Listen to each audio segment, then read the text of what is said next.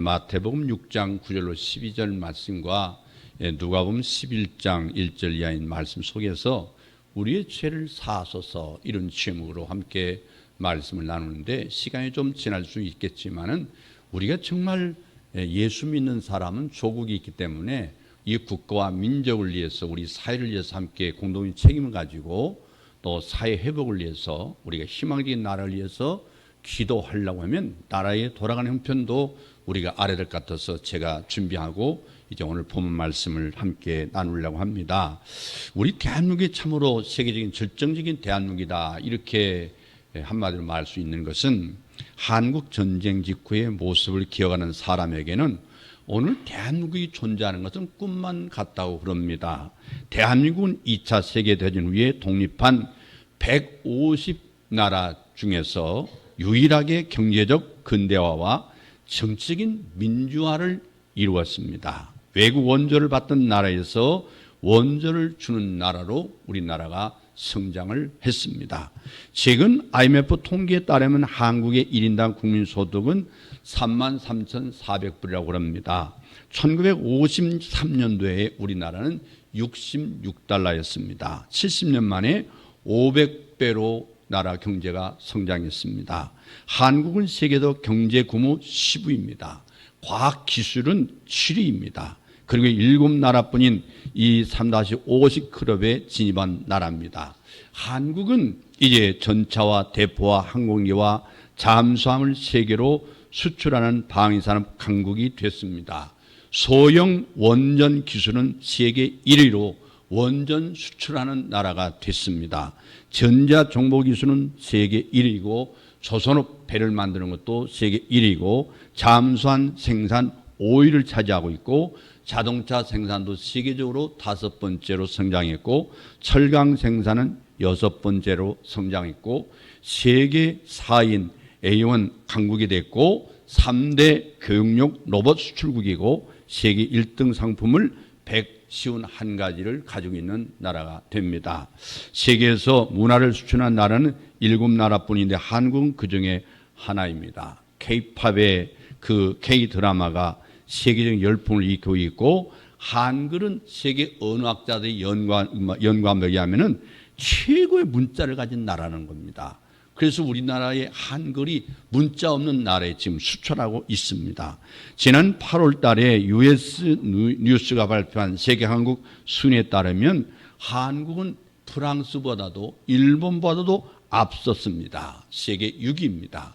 1위가 미국이고 중국, 러시아, 독일, 영국, 그 다음 한국이고 그 이어서 프랑스와 일본, 사우디아라비아, 아랍에미리트입니다. 요컨대 경제력이나 국방력이나 문화력이나 이런 종합하면 이 한국은 최고 수준에 이르렀습니다. 그야말로 세계 속의 한국이고 자랑스러운 대한민국이 됐습니다. 그런데 유감스럽게 위기의 징후들이 자꾸 일어나고 있습니다. 절정이 찾아왔다고 볼 수 있는데 절정의 한국에도 위기의 징후가 곳곳에서 나타나고 있습니다. 나라는 외부 공격으로 망하기도 하지만 내부 요인 때문에 무너지는 나라도 있습니다. 첫째는 한국은 지금 인구 자멸 위기에 처해 있습니다.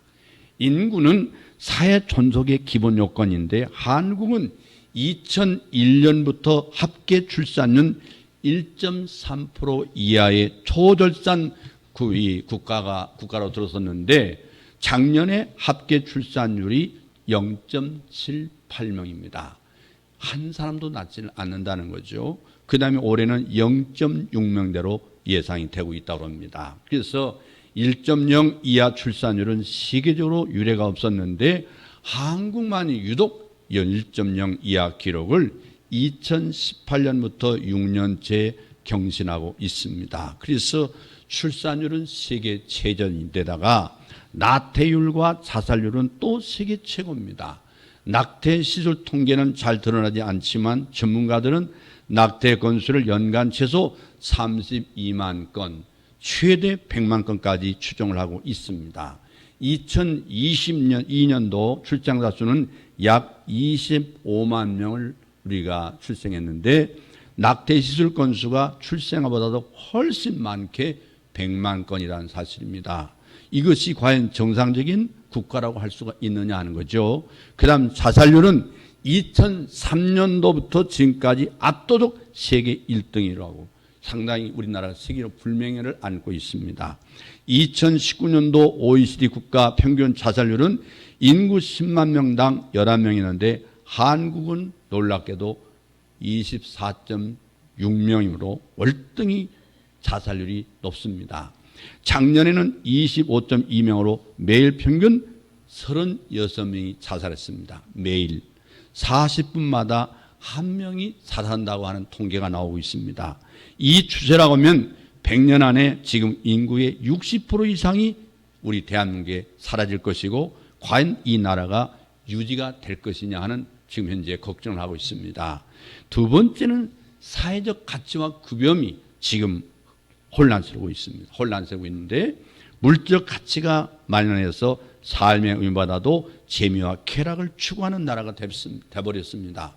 공공의 이익을 해치면서까지 자기 이익만 추구하는 이기주의가 팽배한 나라가 됐습니다. 공공기관 임직원들의 불법적 사익 추구가 도를 넘고 있습니다. 사회 신뢰는 추락하고 분열과 불신은 증가하고 의정죄, 무고죄가 이 나라에 급증하고 있습니다. 인구 10만 명당 이 건수는 일본과 비교하면 의정죄가 25배나 되고 무고죄는 40배로 많습니다. 이 사회적 구분과 질서 유지의 최소단인 가족이 사라져가고 있습니다. 가족의 공동체 의식이 약해지고 결혼에 대한 생각도 바뀌었습니다. 이제 편하고 즐겁게 살기 위해서 결혼을 늦추거나 비혼주의자들이 많이 생기고 있습니다. 2022년도 인구 총조사에 따르면 1인 가구 비율이 34.5%로 증가되고 있고 세 집 중에 한 집이 우리나라가 혼자 사는 가구가 되고 있습니다. 세 번째, 여러분 잘 들으십시오. 기도를 한다고 건성기도하지 말고 나라를 위해서 구체적으로 기도합시다. 알고 기도합시다. 여러분 사회질서 관련 이 핵심 제도들이 공정과 신뢰를 상실하고 있습니다. 무엇보다도 우선 국회가 시대 변화에 부응하는 신속한 입국 기능을 지금 상실하고 있습니다. 공익이 아닌 사회계 정치로 불신 대상이 되고 있습니다. 사회정의 보루인 사법부도 오염됐습니다. 판사가 특정 정치인에 대한 재판을 몇 년씩 미루고 있는가 하면 SNS에 관한 심지어는 판결에까지 이념적 편향성을 드러내고 있는 나라입니다. 판사가 누구냐에 따라서 재판 결과가 달라진다고 믿는 사람들이 많아졌습니다. 또 대법원 판사까지 뇌물을 받거나 이념 성향에 따라 판결을 달리했습니다. 대법원이 법을 어기면서까지 선거재판을 미루거나 정치인 재판을 차별적으로 다루고 있습니다. 뿐만 아니라 헌법재판소는 대북전단 금지법 의원소송을 3년이나 끌었습니다. 사법부의 권위가 땅에 떨어지고 공신력을 잃었으니 이 담당 판검사에게 압력을 행사하려는 집단 서명과 탄원서까지 횡하게 이뤘습니다. 뿐만 아니라 중앙선거관리위원회는 특권적 지위를 남용한 직원 채용 비리로 신뢰를 상실했을 뿐 아니라 정치에 휩쓸려서 선거관리의 공정성까지 의심받게 이르렀습니다.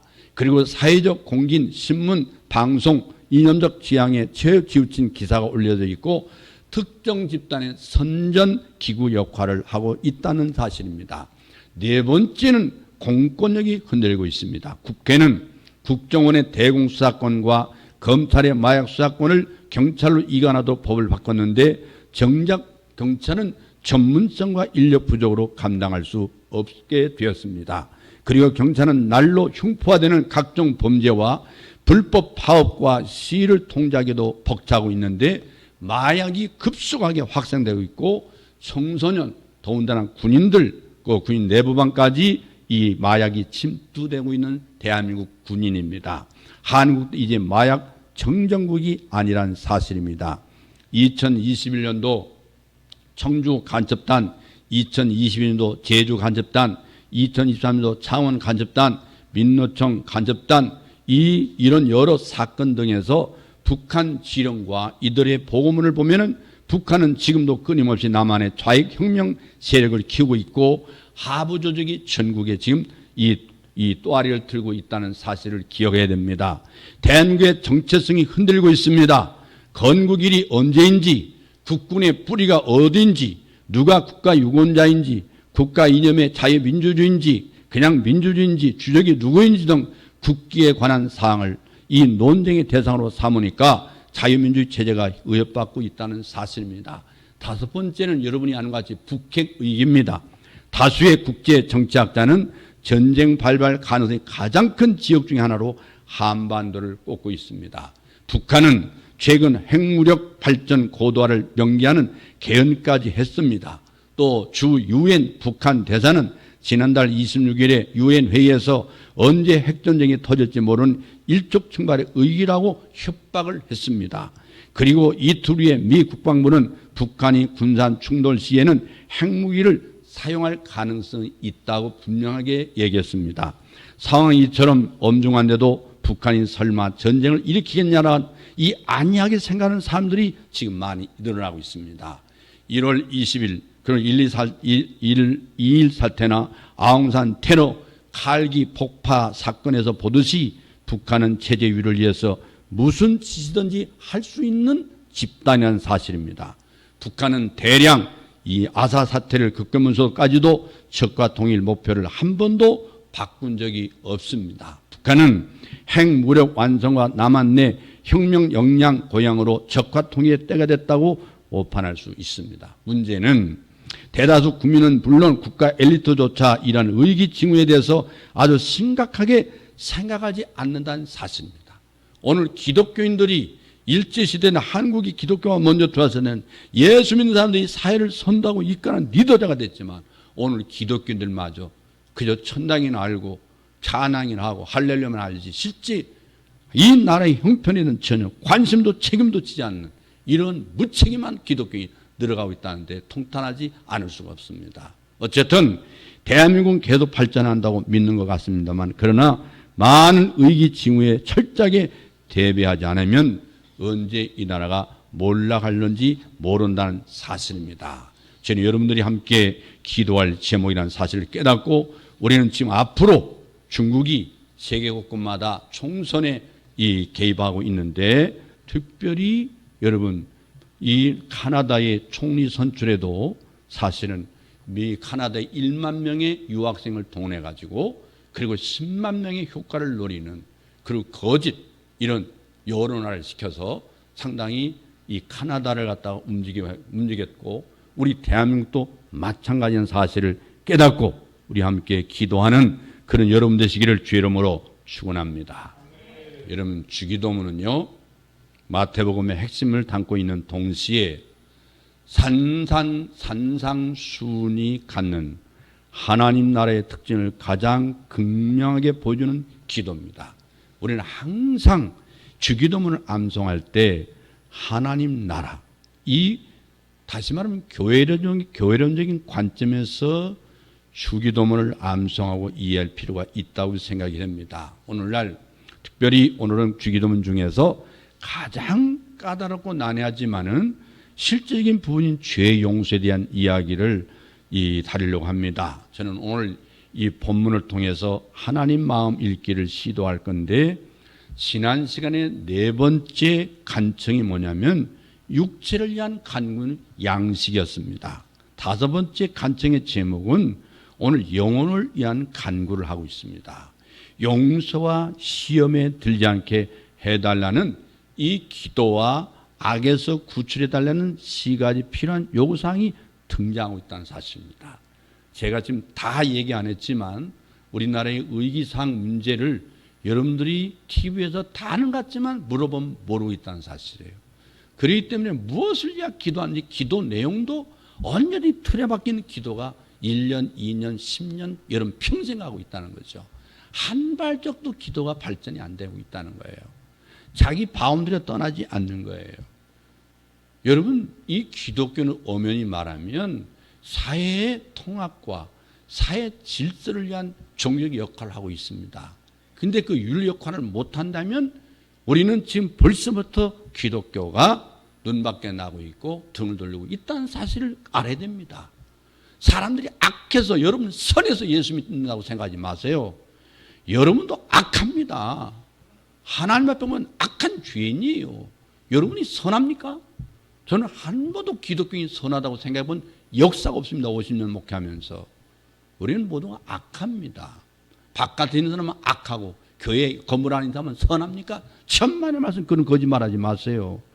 여러분, 우리는 하나님 앞에 기도의 이 지평을 넓혀갈 필요가 있고, 오늘 우리가 이 문제에 대해 다시 한번 심각하게 나의 기도를 돌아볼 필요가 있어요. 여러분, 용서와 시험에 들지 않게 해달라는 기도와 악에도 구체되는 이 세 가지 필요한 요구사항이 등장하고 있는데, 이 기도가 어떤 기도인지 알아야 된단 말이에요. 여러분, 우리의 육체도 하나님을 의지하지만 영혼도 더 많이 하나님을 의지하면서 영혼다운 상태를 유지함을 보여주고 있는데, 오늘 이 두 본문 차이를 먼저 봐야 됩니다.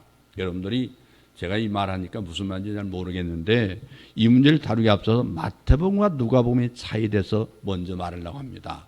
마태복음 6장 22절에는 우리가 우리에게 죄 지은 모든 사람을 용서한 것처럼, 이 문법적으로는 이걸 뭐라고 하냐면 완료형이라고 말합니다. 완료형으로 했는데, 누가복음 11장 4절 오늘 읽은 말씀은 우리가 우리에게 죄 지은 모든 사람을 용서하오니 우리의 죄도 사하여 주옵소서. 이렇게 현재형으로 되어 있다는 그 말입니다.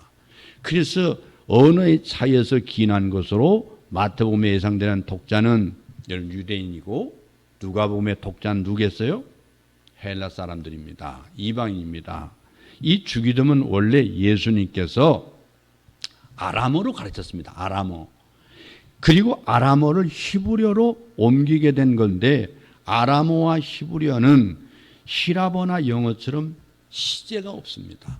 시제라는 것은 과거, 현재, 미래가 없습니다. 시간과 상관없이 말하는 시점에서 연상되는 동작이 완료된 것이면 완료되지 않은 것이면 미완료형으로 사용합니다. 그래서 마태는 이 아람어를 히라버로 옮기면서 완료형 시제를 사용했고, 누가는 히라버가 익숙한 사람들에게 히라버 양식에 따라서 그대로 설명했습니다. 그래서 이 시제의 문제는 원래 이 성경의 기록을 보면 전혀 문제가 될 수가 없다고 봅니다. 오히려 시선을 끄는 대목은 죄 지은과 그 다음에는 우리의 제도가 바로 중요합니다. 우리의 죄, 오페레마타 돼 있는데, 이 단어를 두 번씩이나 사용했는데, 이 단어는 원래 빚진이란 뜻입니다.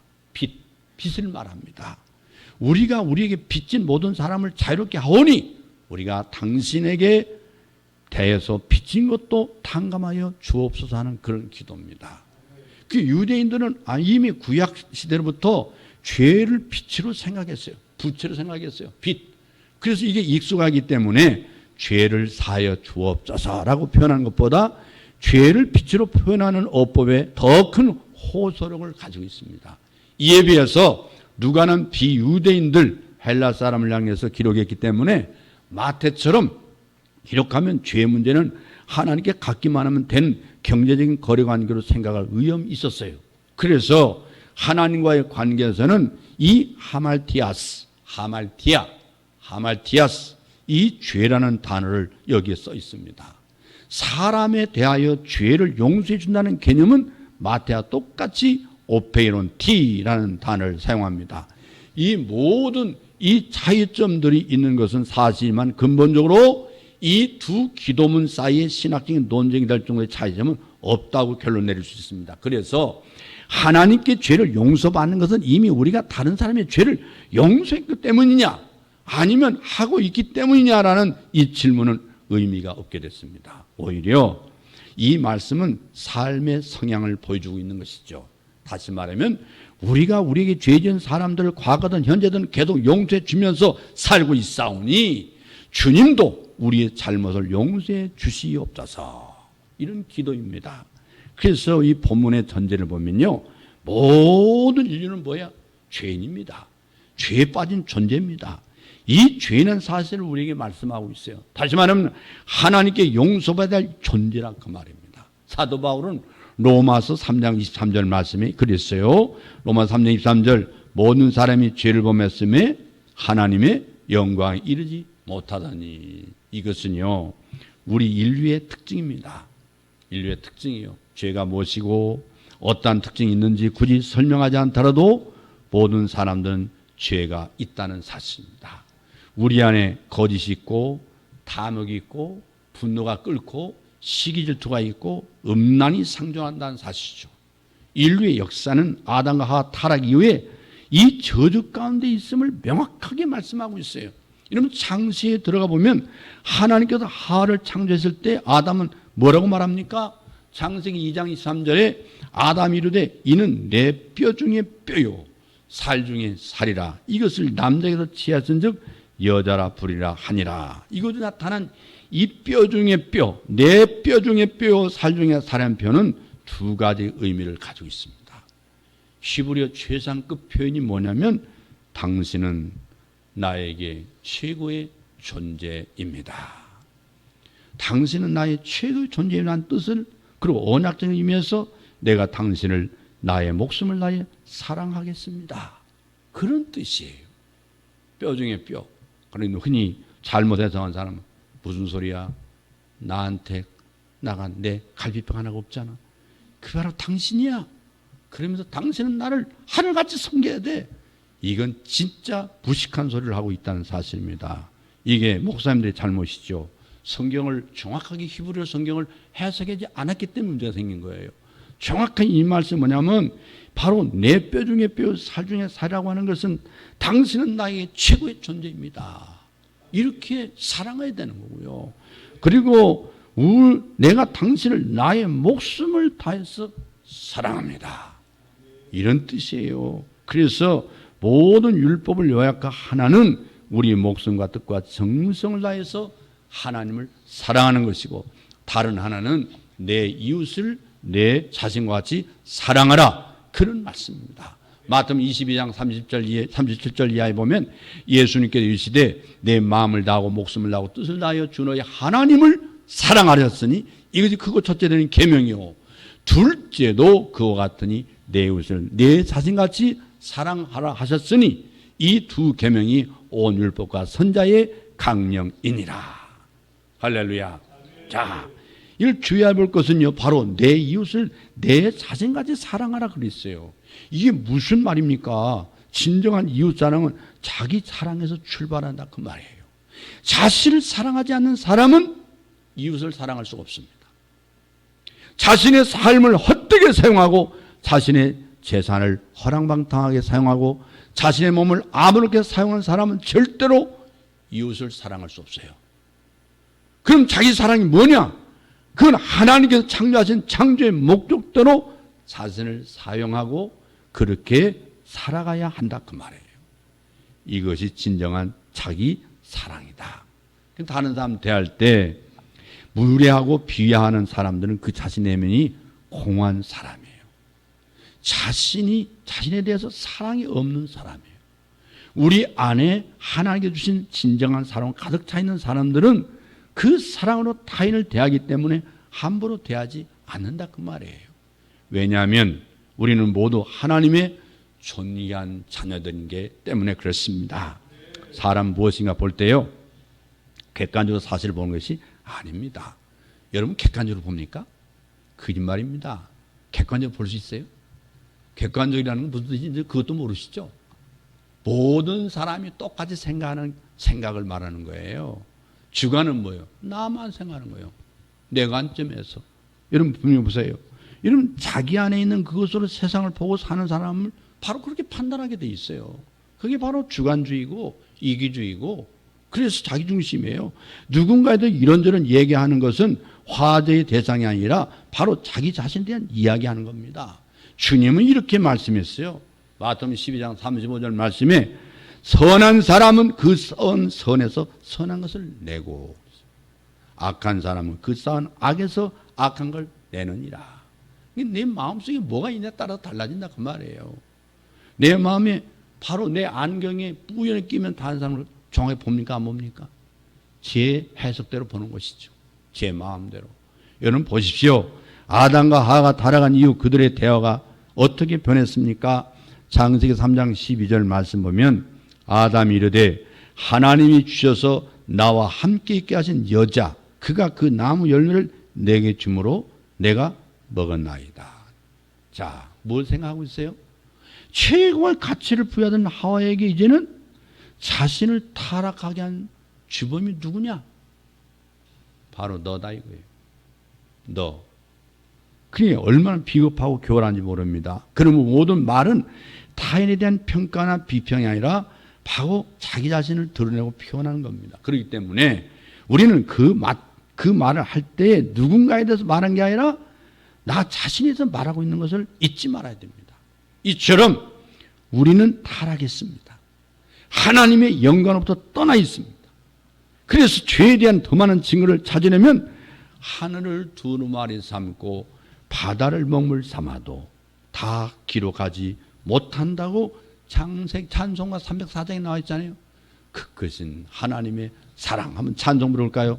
304장 찬송 부르겠습니다. 반주 안 해도 됩니다. 예, 하늘을 두루 3절만 부르겠습니다. 하늘을 두루마리 삼고 바다를 먹물 삼아도 한없는 하나님의 사랑 다 기록할 수 없겠네. 하나님의 그 사랑 그 어찌 낫을까. 저 하늘로 비싸도 채우지 못하리. 하나님 그 사랑은 증량다 못하네. 영원히 변치 않는 사랑 성도여 찬양하세. 할렐루야.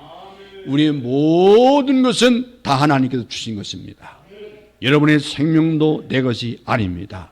주님께서 우리에게 잠시 맡겨주신 겁니다. 그런데 이 세상에 단 하나, 나 자신 스스로 일으켜서 자신의 소유가 된 것이 하나가 있습니다. 여러분 그게 뭔지 아십니까?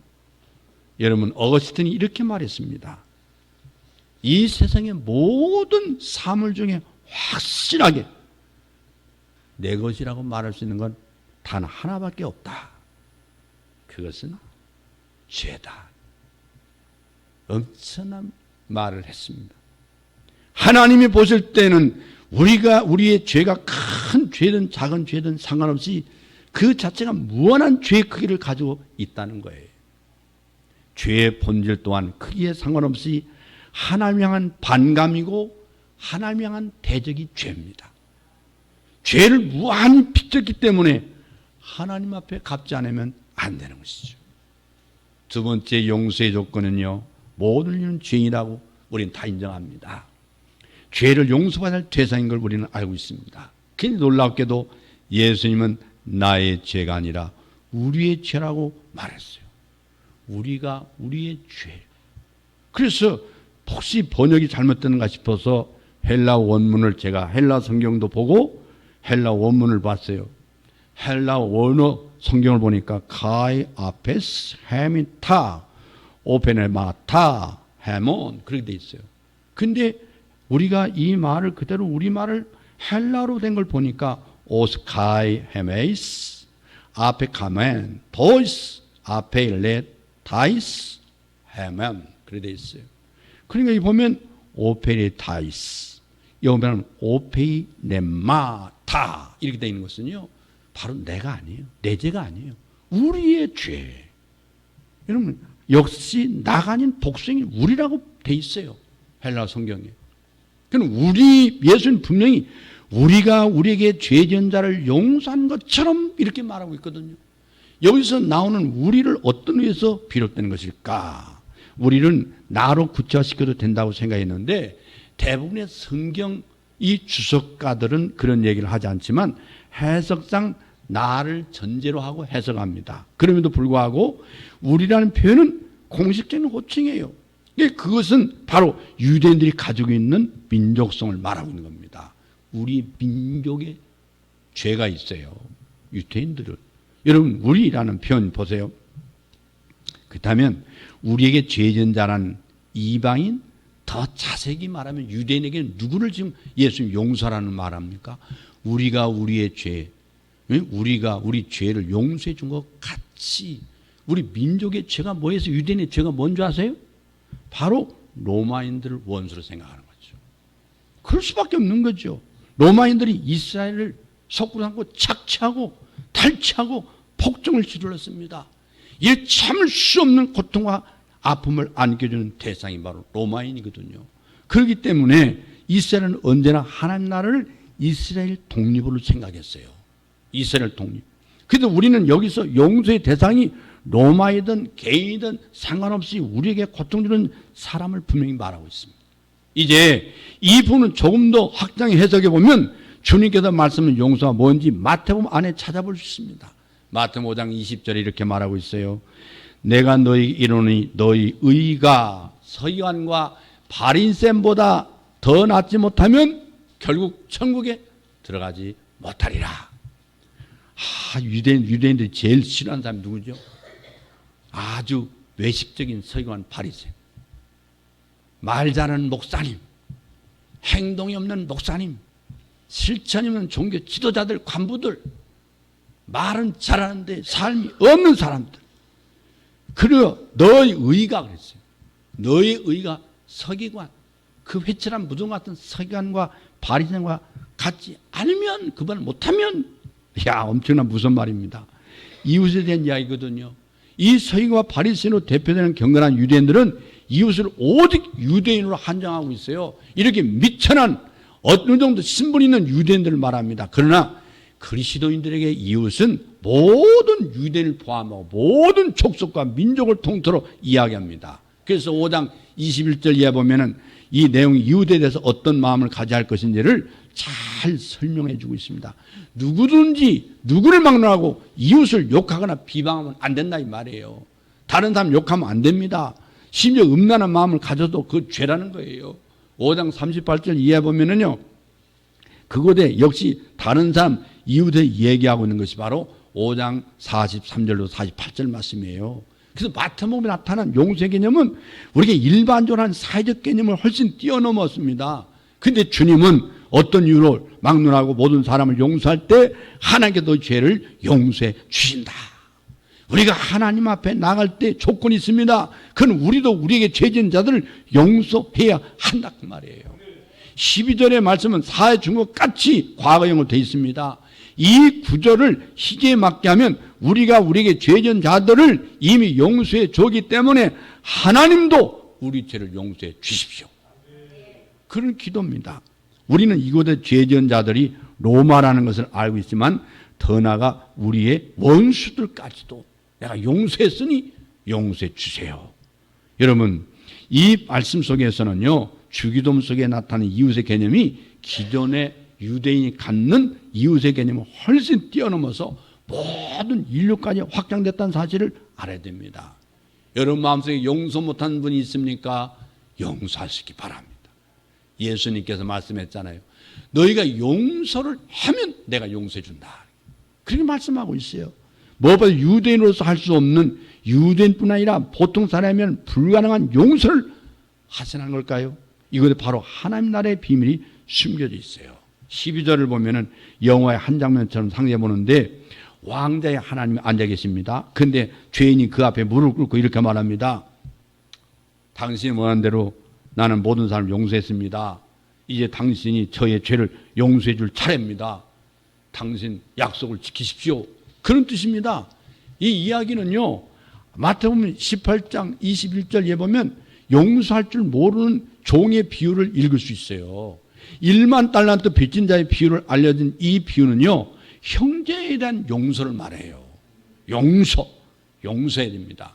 여러분, 용서하는 것이 마음이 건강한 거예요.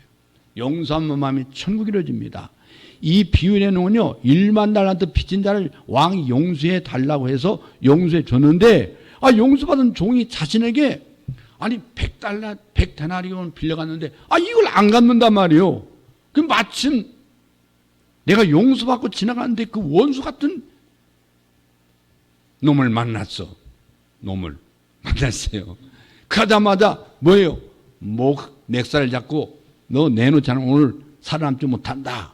내가 너를 갖다 감옥에다 고소해서 쳐넣을 것이다. 왕은 다시 그 종을 불렀습니다. 내가 너를 용서해 줬는데 왜 너의 동료를 용서해 주지 못하느냐? 그를 감옥에 넣어버립니다. 이 비유의 핵심은 다른 게 아니라 바로 18장 33절에 내가 너를 불쌍히 여긴 같이 너도 내 동료를 불쌍히 여김이 마땅하지 아니하냐.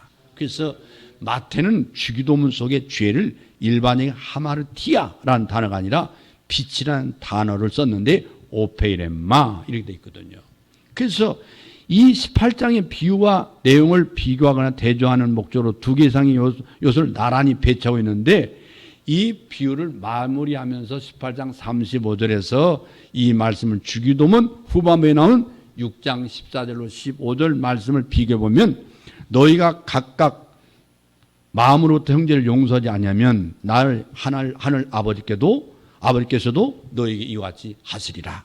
근데 마태복음 6장 14절을 보면 너희가 사람의 잘못을 용서하면 너희 하늘 아버지께서도 너희 잘못을 용서해 주시거니와 너희가 사람의 잘못을 용서하지 않으면 너희 아버지께서 너희 잘못을 용서하지 아니하시리라. 그 1만 달란트 빚진 종의 비유는 긍휼입니다. 그것이 하나님 뜻이거든요. 긍휼이 뭐예요? 불쌍히 여기는 마음이에요. 측은히 여기는 마음이에요. 저 사람이 참 아직도 내가 기도가 부족해서 내가 그를 사랑하지 못했어. 제 마음에 찬바람이 돌아가서 날 미워했구만. 내가 용서를 받았으니 내가 용서해 줘야지. 내가 용서해 줘야지. 여러분 용서해 주라 그 말이에요. 여러분 긍휼은 어디서 오는 줄 아세요? 그것은요, 이 긍휼은 내가 하나님 앞에서 죄인이라는 걸 깨달아야 오는 거예요. 내가 죄인이다. 그 사실을 망각하면 우리는 어느 누구도 긍휼히 여기지 못해요. 자신이 하나님 앞에 얼마나 큰 죄를 졌고 갚을 수 없는 은혜를 받았는지 알 때에 다른 사람에 대해서 긍휼히 여기는 마음을 갖게 되는 것입니다. 여러분 생각해 보십시오. 내가 살인죄를 져서 사형을 당해야 하는데 극적으로 용서를 받았다고 생각해 봐요. 이런 사람에게 다른 사람이 자신에게서 100만 원 빼앗아갔다고 생각해 봅시다. 그를 용서하지 못하겠습니까? 생명과 100만 원을 바꿀 수 있겠습니까? 없지요. 절대 그럴 수 없습니다. 그렇다면 오늘 본문에 하나님께 우리 죄를 용서해달라는 의미보다 더 넓은 의미가 담겨 있거든요. 그건 뭐냐면 하나님 아버지의 긍휼히 여김을 알고 그 보좌 앞에 나갈 것을 말씀하고 있습니다. 그 말씀 안에는 하나님의 용서와 사랑의 넓이와 깊이를 알기 때문에 그것을 위해서 자신의 모든 걸 포기하겠다는 그런 결연한 의지와 그리고 결단이 담겨져 있다는 사실을 여러분 깨닫으시기를 바랍니다. 할렐루야. 여러분 용서의 모범이요 예수님을 좀 잘 알죠. 여러분 하늘의 영광 보좌를 버리시고 인간의 모습으로 우리 가운데 오셨습니다. 하나님이면서도 이 가난한 여인의 아들로 이 땅에 오셨잖아요. 율법 아래 태어나셨고 부모에게 순종했고 천치 멸시와 천대를 당하시고 십자가에 달려 우리를 위해서 십자가에 죽으셨어요. 왜 그랬을까요? 우리는 너무나 사랑했기 때문에. 너무나 사랑했어요. 그런 세상의 고통을 끌어안고 고난의 길을 가셨어요. 마태복음 6장 8장 16절 보면 저물 때 사람들이 귀신 들린 자를 데리고 많이 데리고 예수께 오늘 예수께서 말씀으로 귀신을 쫓아내시고 병든 자를 다 고치시니 이는 선지자 이사야를 통하여 하신 말씀에 우리 연약함을 친히 담당하시고 병을 짊어지었다함을 이루려 하심이라. 여러분 오늘도 여러분 마음속에 예수님을 믿고 이 자리에 앉아 있는 거죠? 예수 믿습니까? 예수님 믿으면 내 마음에 용서가 있어야 되겠죠. 여러분 여 마음속에 용서가 있으면 내 안에 숨어있는 귀신이 나갑니까? 안 나갑니까? 어두운 영이 안 나갑니까? 예. 근데 아직도 남을 미워하고 있잖아. 그 아직 귀신이 안 나간 거예요. 아직 귀신이 안 나간 거예요. 그게 지금 문제가 있는 거예요. 아니 귀신이 안 나가고 동아리 차고 있는 거예요. 오늘 이 시간 귀신이 나갈지어다. 할렐루야. 여러분 속에 악한 영이 떠나기를 주님의 이름으로 축원합니다. 축원합니다. 예, 여러분 얼마 남지 않은 결론입니다. 이제 여러분 바람, 비바람과 폭풍이 몰아칠 때요, 지진으로 건물이 무너질 때 자신의 몸이 부서기까지 아이를 가진 품은 엄마의 마음처럼, 나는 죽어도 아이 생명을 살리겠다는 엄마의 마음처럼 주님께서는 자신의 분노로 연약한 영혼들에게 평안을 주시고 자신은 십자가 앞으로 하나님의 진노가 기다리는 그것을 한 걸음 나아가신 게 바로 우리 주님의 사랑입니다. 연약한 영혼을 지켜주시고 그 모든 책임이 자신에게 돌아오게 하신 것이 예수님 사랑 아닙니까? 여러분, 마태는 이 구절 뒤에 바로 우리에게 제자를 향해서 나를 따르라 이렇게 선언하고 있어요. 교회는 어떤 곳이냐? 교회는 누군가를 정죄하거나 상처를 입히는 것이 아닙니다.